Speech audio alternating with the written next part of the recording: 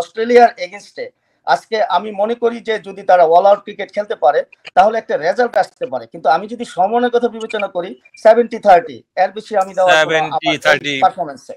ওকে, Mahbubur Rahman Selim 70-30। GM Naushad Prince, আপনি কত percent দেখেন?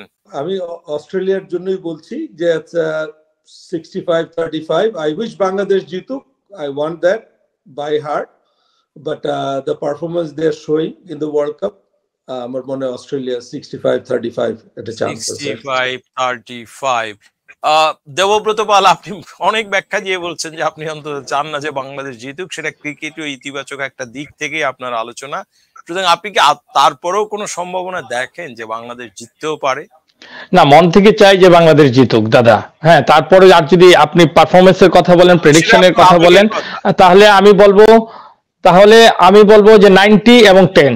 90 অস্ট্রেলিয়া, 10% বাংলাদেশ। এটাই হচ্ছে বাংলাদেশের বর্তমান বাস্তবতা।